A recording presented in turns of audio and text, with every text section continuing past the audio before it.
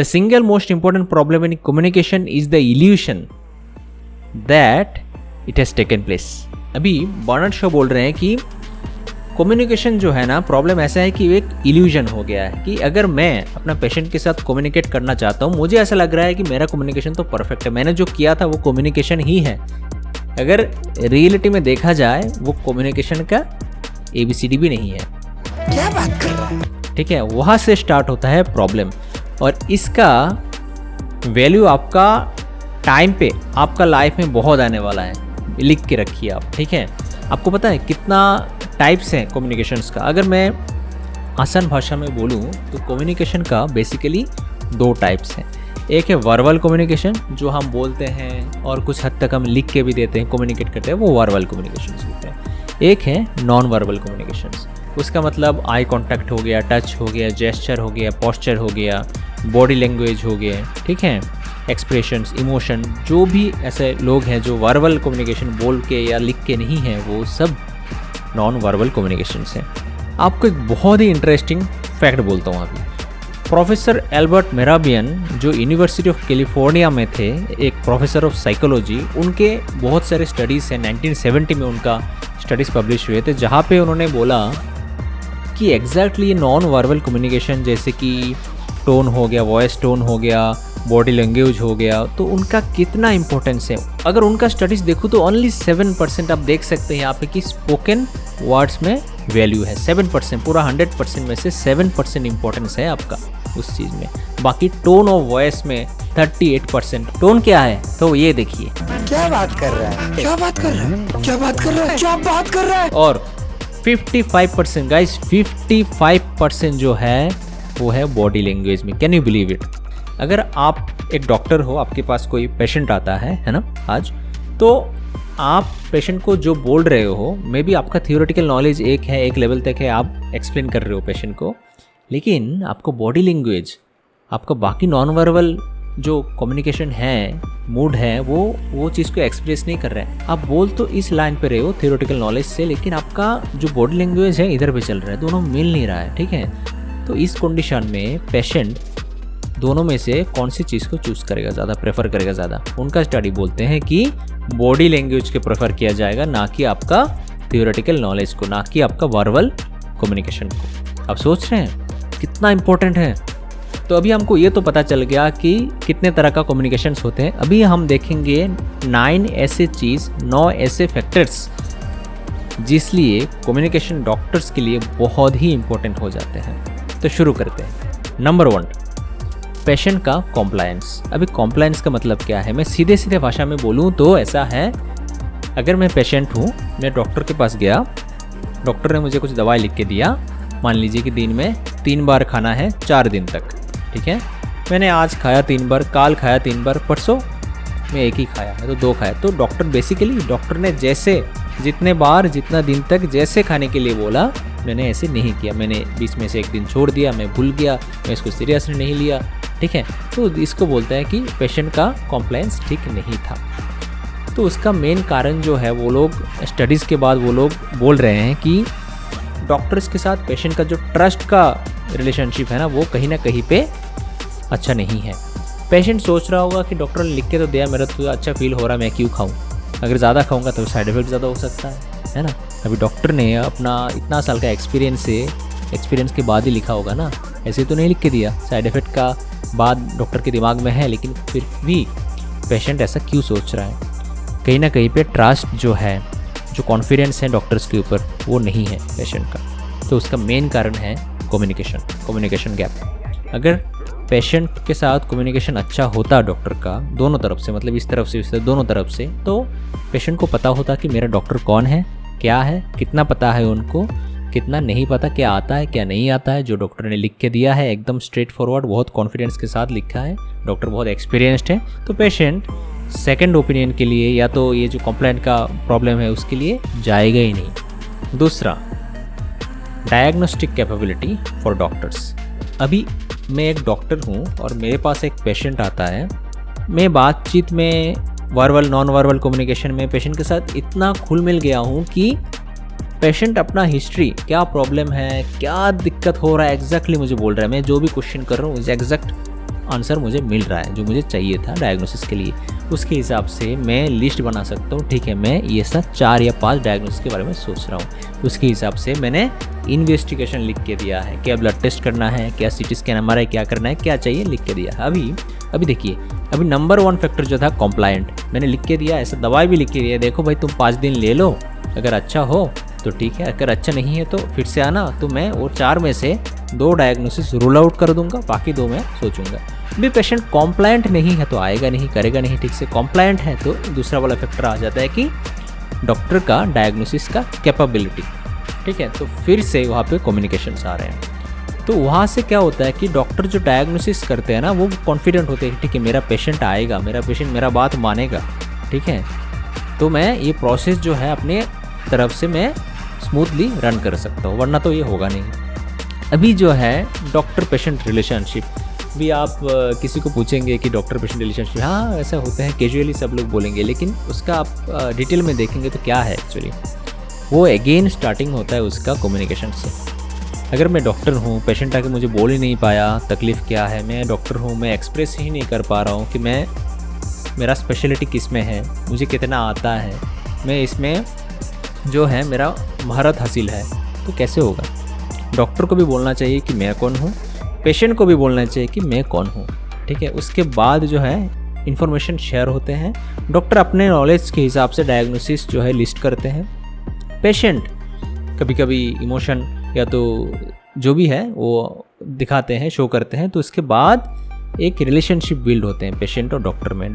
Patient बोलते हैं अपने प्रॉब्लम, या तो अगर डॉक्टर का काम अच्छा लगेगा तो पेशेंट अप्रिशिएट भी कर सकते हैं कि डॉक्टर साहब मुझे आपका काम तो बहुत अच्छा लगा, मुझे ऐसा लग रहा है कि 10 डॉक्टर दिखा के आया हूँ, इतना घूम फिर के आया हूँ, मुझे आज ऐसा लग रहा है कि मैं अपना जो परफेक्ट डॉक्टर है या तो अच्छा डॉक्टर है उसके पास आया हूँ। ऐसा नहीं कि वो पहले 10 डॉक्टर जो हैं वो अच्छे नहीं थे, मे बी कहीं ना कहीं पे कम्युनिकेशन में कुछ प्रॉब्लम था ना। 4th फैक्टर जो है वो that is called doctors satisfaction. मतलब डॉक्टर का अगर सेटिस्फेक्शन देखे तो वो किस चीज़ के ऊपर बेस्ड करके है, वो है पेशेंट का सेटिस्फेक्शन। अगर उसने ठीक से डायग्नोसिस किया, दवाई उसने दिया, पेशेंट इंप्रूव हुआ कि नहीं हुआ। ठीक है, अगर पैसे का बात करें, पेशेंट ठीक से पैसा दे रहा है कि नहीं दे रहा है, सब कुछ मैटर करता है डॉक्टर्स का सेटिस्फेक्शन के ऊपर। Most of the time majority portion जो है वो पेशेंट का इंप्रूवमेंट के ऊपर ही होता है, मतलब मेडिकल होता है, मॉनिटरी नहीं होता है। ठीक है, पैसे के ऊपर नहीं होता है, वो पेशेंट का इंप्रूवमेंट के ऊपर ही होता है। अगर पेशेंट अच्छा है, पेशेंट इंप्रूव कर रहा है, तो डॉक्टर भी सेटिस्फाइड होते हैं। ठीक है, तो एक बहुत ही इम्पोर्टेंट चीज़ है वो, अगेन कम्युनिकेशन के ऊपर से ही बिल्डअप होते हैं। तो मैं भी एक डॉक्टर हूँ, मैं एक्स्ट्रा एफर्ट्स डाल के वैल्यूएबल वीडियोस बहुत रेगुलरली आप लोगों के लिए ला रहा हूँ। हाँ, अगर आप मुझे अप्रिशिएट करना चाहते हैं तो थैंक यू बोलने का कोई ज़रूरत नहीं है, आप सिंपली मेरा चैनल को सब्सक्राइब कर दीजिए, उसके लिए जो लाल बटन है उसको दबा दीजिए, बेल आइकन को भी दबा दीजिए, आपके दिल की आवाज़ मुझ तक ज़रूर पहुँचेगा। तो नंबर 5 है मैनेजिंग इमोशनल आउटबर्स्ट। अभी वो बहुत इंपॉर्टेंट है डॉक्टर्स के लिए नहीं, पेशेंट के लिए। क्या होता है कि अगर पेशेंट को ऐसा लगे कि डॉक्टर्स का जो दवाई है या सर्जरी है काम कर गया, बहुत इंप्रूवमेंट हो गया, तो ये पॉजिटिव आउटबर्स्ट होगा। ठीक है, जो डॉक्टर बोले भगवान मानने लगेगा डॉक्टर को, वैसा पॉजिटिव आउटबर्स्ट हो। अगर at the same time doctors का दवाई काम नहीं कर रहा है, या तो पेशेंट का फैमिली में ऐसा कुछ उसका पर्सनल एक्सपीरियंस हो रहा है जिसकी वजह से हर कोई उसको अवॉइड कर रहा है, मतलब नेगेटिव एक्सपीरियंस जो है वो अगर इसके साथ एसोसिएटेड है, तो पेशेंट आके रो देता है डॉक्टर्स के सामने। ठीक है, इमोशनल आउटबर्स्ट हो जाते हैं। अगर उस कंडीशन में वर्बल और नॉन वर्बल कम्युनिकेशन डॉक्टर और पेशेंट के बीच में ठीक नहीं है, तो डॉक्टर बेचारा बोल ही नहीं पाएगा जो बोलना चाहता है, तो कहीं ना कहीं पे बायस्ड भी हो सकता है डिसीजन मेकिंग में। अगर इमोशनल आउटबर्स्ट हो गया और डॉक्टर अपना सिंपैथी दिखा दिए वहाँ पे, तो भाई गया काम से, वो आप दिखा नहीं सकते। तो उसके ऊपर मैं अलग सा वीडियो बनाऊंगा। ठीक है, तो वहाँ पे बायस्ड हो जाते हैं डिसीजन मेकिंग, तो ये बहुत इंपॉर्टेंट है। ठीक है, अभी जो नंबर 6 वाला पॉइंट है ना, मुझे लगता है ये सबसे इम्पोर्टेंट पॉइंट है आज के ज़माने में, और वो है रिड्यूसिंग कॉन्फ्लिक्ट्स और लॉसूट्स। मतलब जो वायलेंस होते हैं डॉक्टर्स के अगेंस्ट, या तो जो एग्रेशन होते हैं पेशेंट रिलेटिव्स का पेशेंट का अगेंस्ट द डॉक्टर्स। ठीक है, तो उसके पीछे बहुत हद तक some kind of communication gap भी मैटर करता है, रिस्पॉन्सिबल है। ठीक है, वो कैसे? देखिए, मैं मानता हूँ कि पेशेंट जो है आजकल बहुत तरह का factor, environmental factor, surrounding factor, जो सोशल मीडिया का फैक्टर, जो सच्चाई नहीं है वैसे भी बहुत सारे न्यूज़ आ रहे हैं, सब मिला के जिसके फैमिली मेम्बर में से किसी का डेथ हो गया, एक्सट्रीम कंडीशन में चले गए थे वो लोग एग्रेशन में जाके डॉक्टर्स को मारते हैं। लेकिन कहीं ना कहीं पे ऑन एवरेज अगर ऐसा एक्सट्रीम कंडीशन में मैं ना जाऊँ, मैंने ऐसा देखा है पर्सनली कि जो लोग को हम एक्सप्लेन करते हैं डिटेल कि क्या करने वाले हैं, उसका कॉम्प्लिकेशंस क्या होते हैं, रिस्क क्या है, बेनिफिट क्या है, आउटकम कैसा है, कितना तक आप एक्सपेक्ट कर सकते हो, वो लोग का एग्रेशन एटलीस्ट 50% कम तो ज़रूर होता है, बहुत कम होता है। ये तो मैंने पर्सनली देखा है। मैंने ऐसा देखा क्योंकि न्यूरोसर्जरी में लाइफ एंड डेथ का जो खेल होता है ना, हम बहुत क्लोजली देखते हैं उसको, तो हमको पता होता है क्योंकि मार्जिन ऑफ एरर जो है न्यूरोसर्जरी में हमारा बहुत ही कम है, ज़्यादा गलती नहीं कर सकते हम, ठीक है। तो हमको अच्छे से एक्सप्लेन करना होता है, तो मैंने पर्सनली देखा भी है उसका इम्पोर्टेंस क्या है। और लॉ सूट्स का जो बात है, जो बाहर में मतलब यूएस में अगर बात करें तो वो तो वही बहुत ही एक मेजर इशू है। इंडिया में इतना नहीं होता है, लेकिन वो भी यहाँ पे बहुत मैटर करता है। अगर पेशेंट के साथ कम्युनिकेशन अच्छा हो तो पेशेंट को समझ आ जाएगा कि कंडीशन अच्छा नहीं है, कुछ भी हो सकता है, एनी टाइम पेशेंट का डेथ हो सकता है या कुछ भी, कितना तक पेशेंट एक्सपेक्ट कर सकता है उसको पता हो जाता है। तो ये बहुत इंपॉर्टेंट रहता है ना। 7th जो है वो है पेशेंट्स साइकोलॉजी और टॉलरेंस पावर। ऐसे बहुत सारे यूएस में और यूके में, जर्मनी में ऐसे स्टडीज़ हुए थे जो लोग वहाँ पे बोल रहे हैं कि अगर पेशेंट बहुत कॉन्फिडेंट होते हैं ना अपने डॉक्टर्स के ऊपर, उसका साइकोलॉजिकल जो सेटअप है ना बहुत ही स्ट्रॉन्ग हो जाते हैं। उसका एक belief, specially for long chronic illnesses, अगर किसी को मान लीजिए किसी को स्ट्रोक हुआ है, किसी को कोई कैंसर हुआ है और एनी काइंड ऑफ बीमारी जो जिसके लिए लॉन्ग टर्म दवाई का ज़रूरत है, वहाँ पे ये रिलेशनशिप, डॉक्टर पेशेंट का रिलेशनशिप मतलब बहुत ही स्ट्रॉन्ग होना बहुत ही इंपॉर्टेंट है। क्योंकि एक पेशेंट बहुत लंबे टाइम तक वो डॉक्टर के साथ एसोसिएटेड होने वाले हैं। तो ये जो ट्रस्ट है, कॉन्फिडेंस है डॉक्टर्स के ऊपर, पेशेंट के ऊपर, बहुत ही इंपॉर्टेंट, बहुत ही मैटर करता है। और कहीं ना कहीं पे देखा गया है जो पेशेंट और डॉक्टर के साथ कम्युनिकेशंस अच्छे हैं, डॉक्टर्स का सेटिस्फेक्शन आता है, लेकिन पेशेंट का भी रिकवरी जल्दी होता है, स्मूथली होता है। पेशेंट को ज़्यादा साइकोलॉजिकली स्ट्रेस लेने का ज़रूरत नहीं होता है वो उसके मतलब रिकवरी पीरियड के थ्रू। नंबर 8 जो फैक्टर है वो है जॉब सेटिस्फेक्शन। वो क्या है बेसिकली, कोई डॉक्टर अगर अपना नेटवर्किंग ठीक ठाक रखे, बाकी डॉक्टर्स के साथ रिश्ता अच्छा रखे, रिलेशनशिप अच्छा रखे, कम्युनिकेशन अच्छा रखे, तो एक सर्जन भी अगर मेडिकल प्रॉब्लम हो तो मेडिकल कॉलीग को फ़ोन करके उसका सोल्यूशन निकाल सकता है। कोई इन्वेस्टिगेशन करना हो तो मैं कोई रेडियोलॉजिस्ट को फ़ोन करके उसका सीटी स्कैन या एमआरआई का फाइंडिंग्स को जान सकता हूँ। ऐसे अगर कम्युनिकेशन हर किसी के साथ एक तालमेल अच्छा रहता है तो बेसिकली जो पेशेंट का जो ट्रीटमेंट जो एक्सपीरियंस है बहुत ही स्मूथ होता है। वो डॉक्टर के लिए और पेशेंट के लिए, दोनों के लिए अच्छा रहता है। अगर वो काम अच्छा है तो घर में जाके डेफिनेटली जो है रिलैक्स्ड माइंड में वो काम कर पाएगा। तो डेफिनेटली एक जॉब सेटिस्फेक्शन बहुत बड़ा इंपॉर्टेंट एक फैक्टर होता है।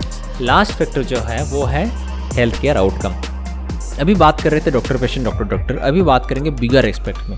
तो मान लीजिए कोई हॉस्पिटल है जिसको मल्टीपल मतलब हॉस्पिटल अदर सेंटर्स में है, एक चेन ऑफ हॉस्पिटल्स हैं, तो वहाँ पे अगर बेसिक लेवल में शुरू करें doctor patient, doctor nurse patient, हर किसी का कम्युनिकेशन अच्छा है, डेवलप हुआ है, तो कहीं पे भी मिस्टेक होगा वो एक्सट्रीम लेवल तक जाएगा नहीं। तो मैटर ऐसा है कि अगर गलती है हर किसी से हो सकता है, लेकिन at the end of the day एक पॉजिटिव इमेज लोगों के पास जाता है। अगर नेगेटिव इमेज जाता भी है इनिशियली, लेकिन उसका बैकग्राउंड में ऐसा एक आएगा नहीं, उसको नेगेटिव इमेज के बाद अगर कुछ कॉम्प्लिकेशन हुआ है उसको हेल्प आउट करने के लिए भी हमारा हॉस्पिटल अथॉरिटी बहुत एक्टिव थे।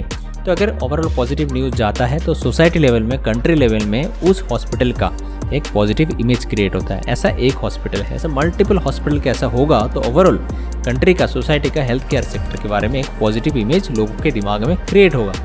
वो शुरू जो होता है ना वो बहुत ही बेसिक लेवल से, इंडिविजुअल लेवल से स्टार्ट होता है। तो इसीलिए बोल रहा हूँ कि ध्यान में रखना बहुत ही इंपॉर्टेंट है ना। ऐसे ही अवेलेबल वीडियोज़ के लिए करिए लाइक, शेयर एंड सब्सक्राइब।